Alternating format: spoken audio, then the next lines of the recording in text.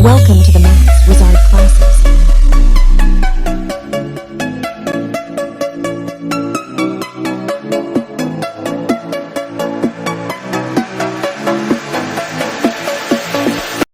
यहाँ पे question number 1 में हमको दिया है कि प्रूव करना है कि रूट के अंदर है हमारे पास √2 + √3 इज अ इरेशनल नंबर। ये इरेशनल नंबर है।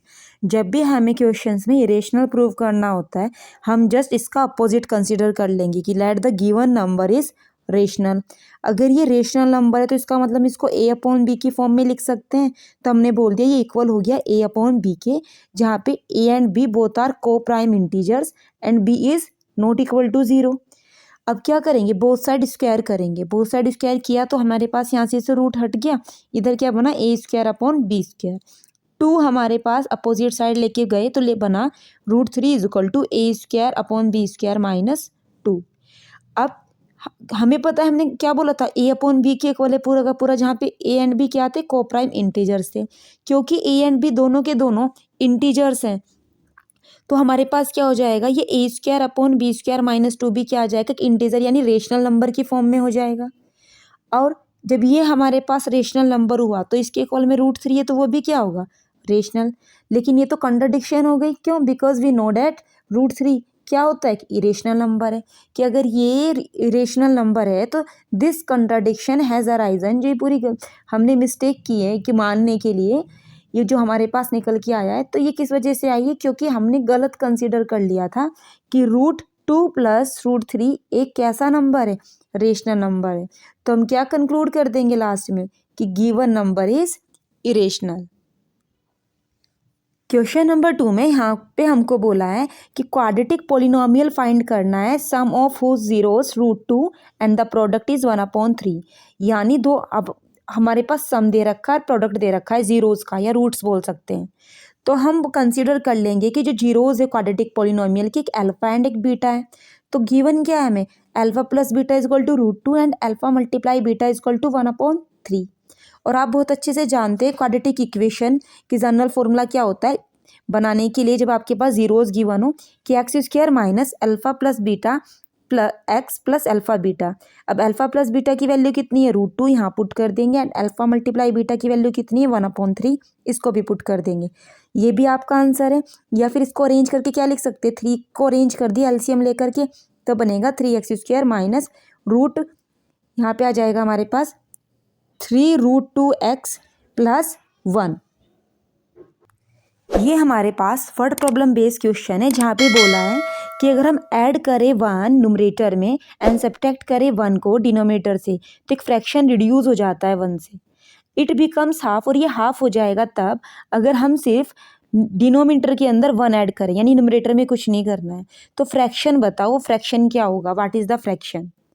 तो अब हम क्या करेंगे, यहाँ पे हमने कंसीडर कर दिया कि let the numerator is x and denominator y।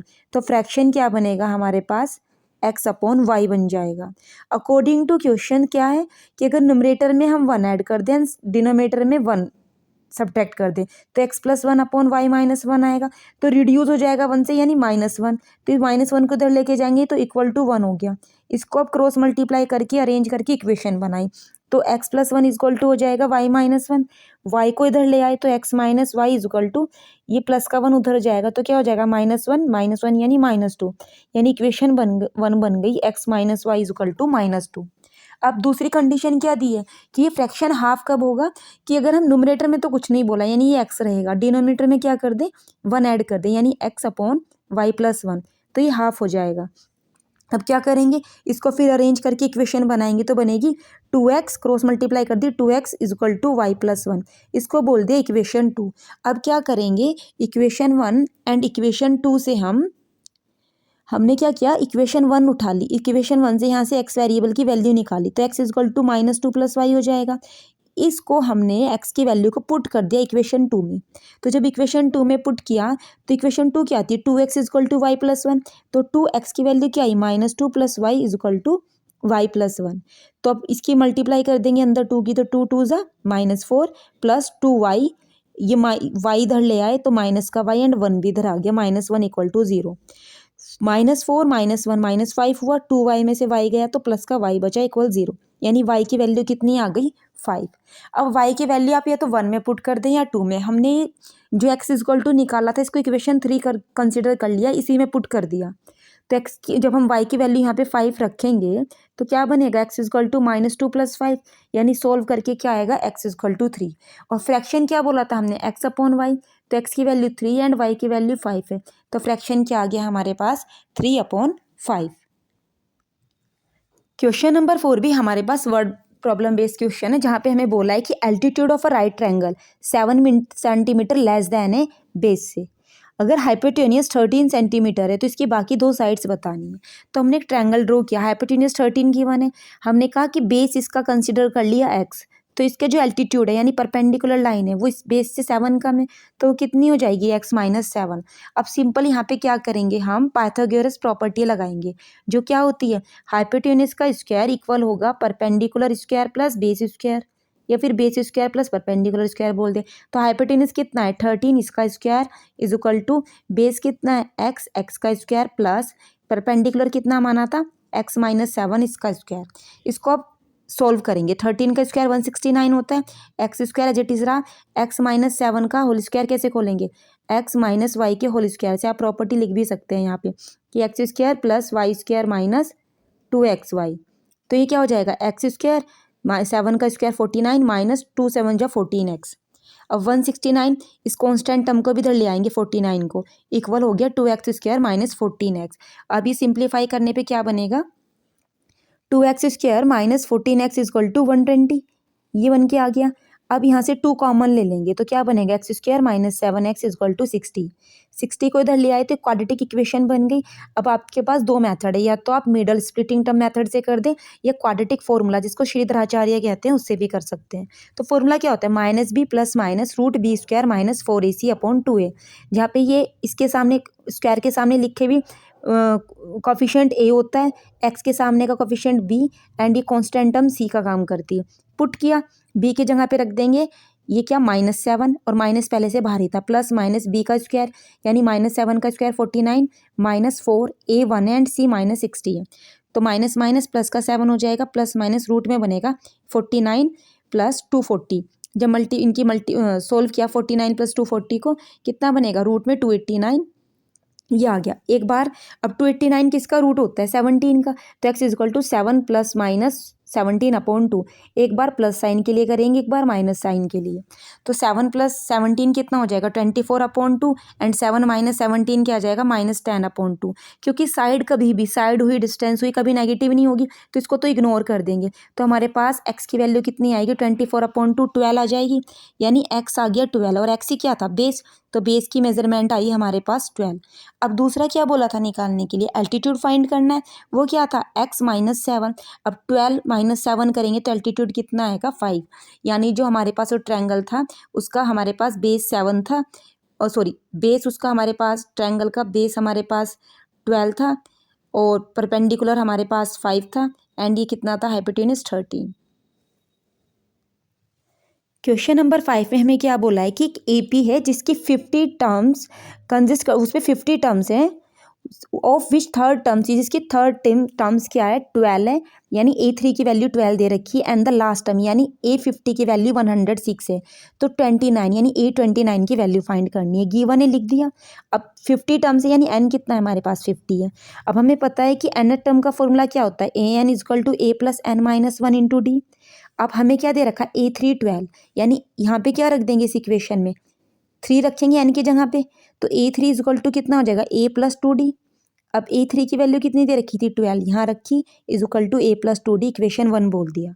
दूसरा क्या दिया है लास्ट टर्म यानी A50 की वैल्यू 106 है, तो यही हमारे पास फॉर्मूले में n की जगह 50 पुट करेंगे तो A50 is equal to a plus 49d आ जाएगा।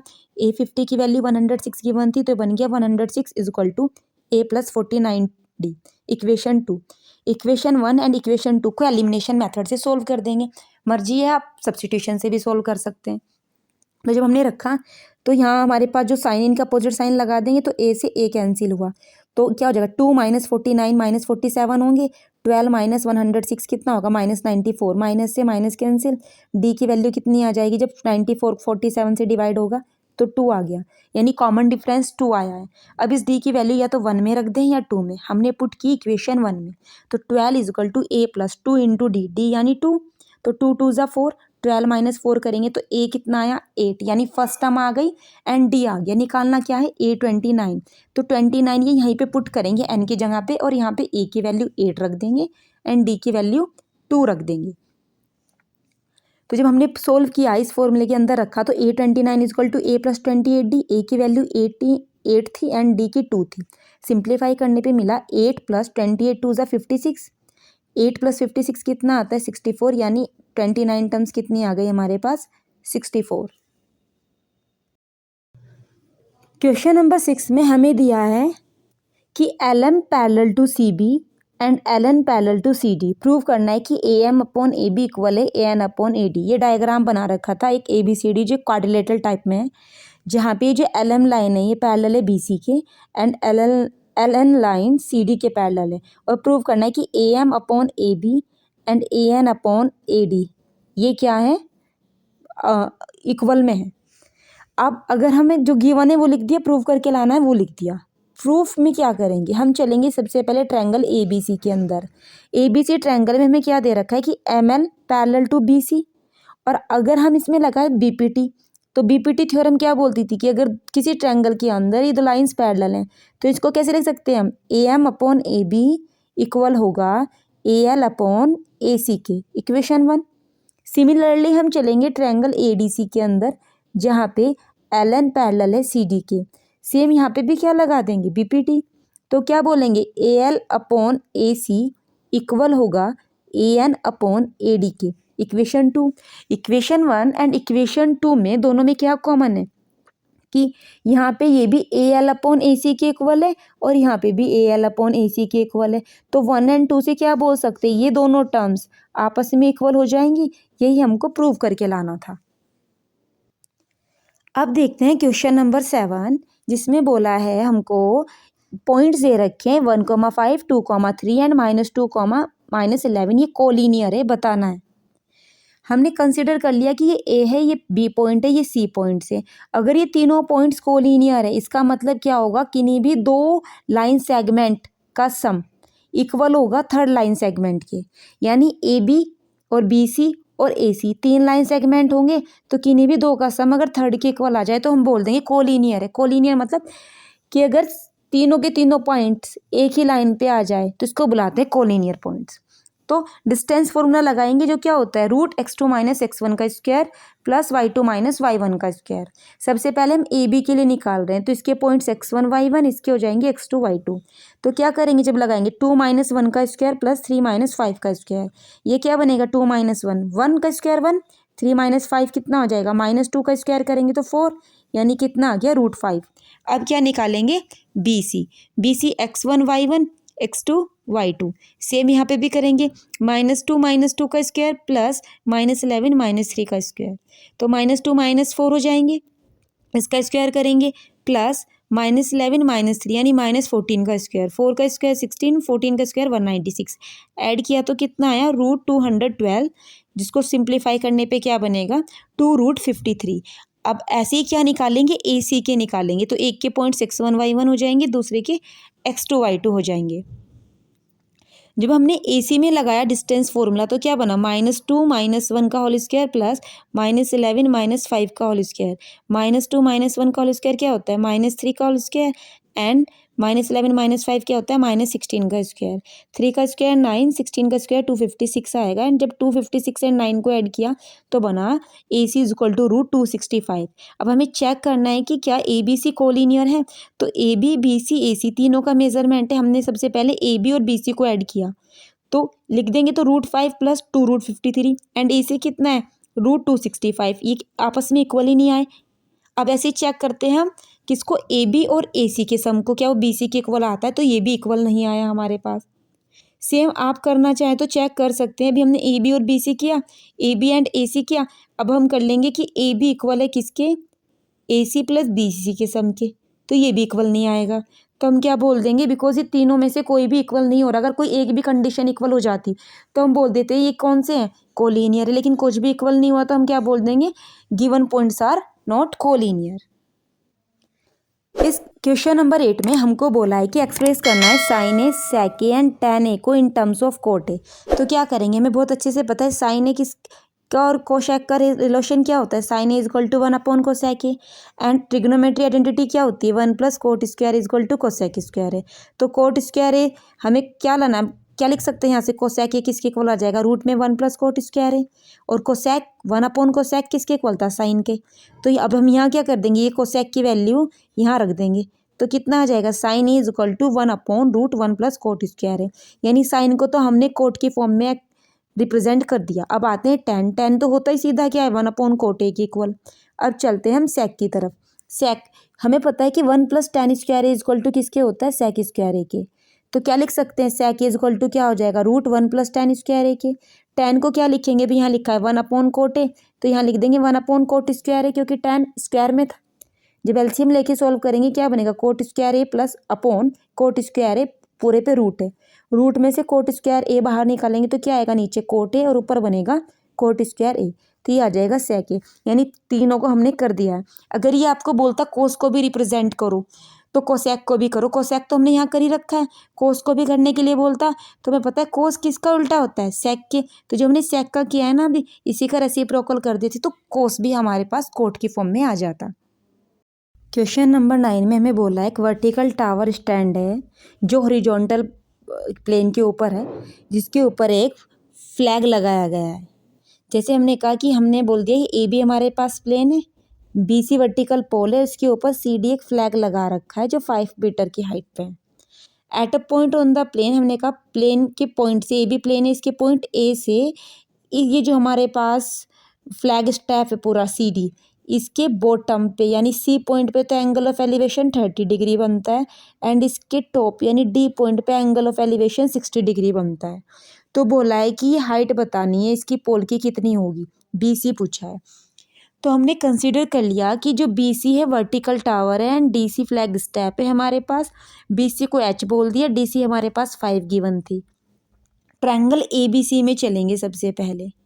tan 30 इज इक्वल टू क्या होता है, tan 30 हमारे पास एंगल 30 है। अब करेंगे क्या, tan मतलब याद है आपको, पाकिस्तान भूखा प्यासा, हिंदुस्तान हरा भरा।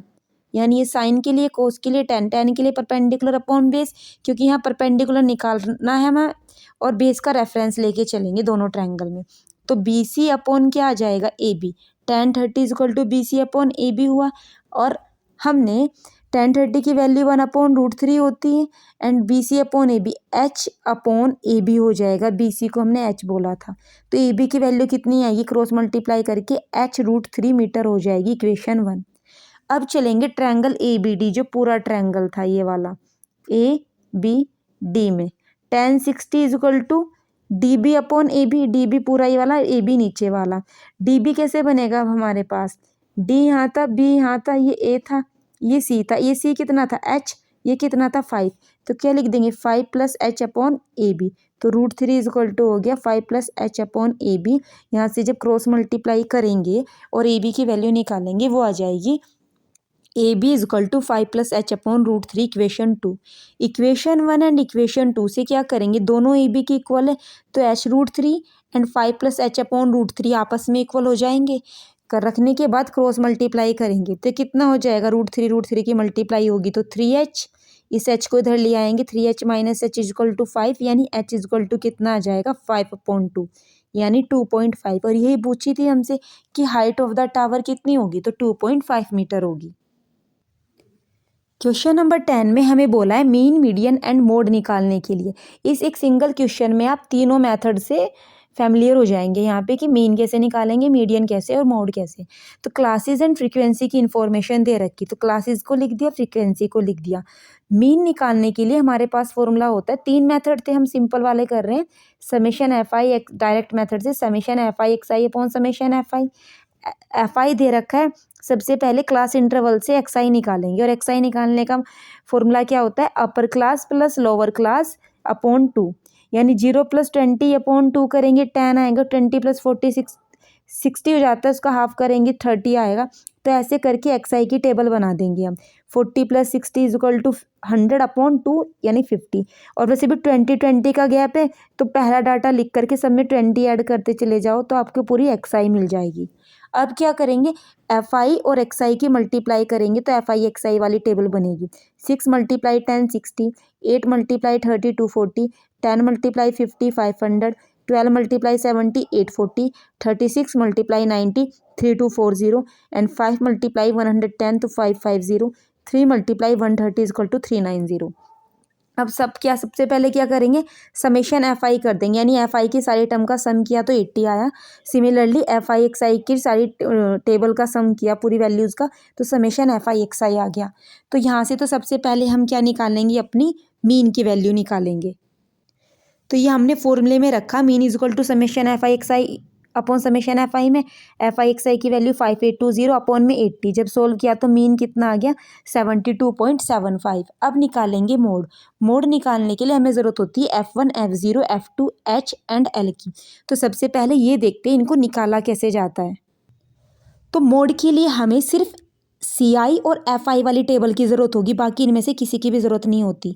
तो क्या करते हैं हम निकालने के लिए, एफ आई वाली टेबल में यानी फ्रीक्वेंसी, अगर आपको याद हो तो मोड होता क्या था कि कौन नंबर सबसे ज़्यादा रिपीट हुआ है, जो नंबर सबसे ज़्यादा रिपीट होता था उसी को मोड बोलते थे।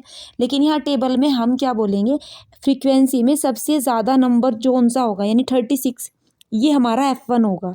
इसके जस्ट ऊपर F0 होता है, इसके जस्ट नीचे F2 होता है। और आप ध्यान भी रखेंगे 0 1 2 सीरीज़ में चलेंगे। इस F1 के सामने जो सबसे ज़्यादा होता है इसी के सामने से हमारे पास 80 to 100, यहाँ से क्या निकलेगा, जो लोअर लिमिट होगी वहाँ से निकलती है L। और H क्या होता है, इन दोनों का गैप। गैप आप किसी का भी ले लें, क्लास इंटरवल का सबका सेम ही आएगा। इन दोनों का गैप यानी H आ जाएगा 20 और 80 हो जाएगा L और F0 F1 F2। अभी सबकी इसमें पुट करेंगे, मोड के फॉर्मूले में पुट कर देंगे।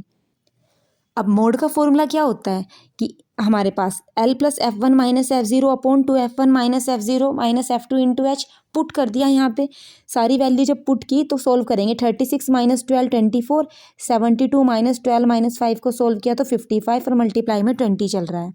तो हम क्या करेंगे, 5 से इसको कैंसिल करेंगे, 11 आएगा। 5 से इसको कैंसिल किया, ऊपर 4, 24 की मल्टीप्लाई 4 में, नीचे 11 है, प्लस हो रहा है 80। 24 4 ज़ा 96 अपॉन 11। सबसे पहले 96 को 11 से सोल्व किया तो 8.73 समथिंग कुछ आएगा। ऐड करने पे कितना आ जाएगा मोड, 88.7।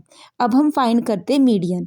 मीडियन निकालने के लिए हमारे पास फॉर्मूला होता है L plus n/2 minus C F upon F into H.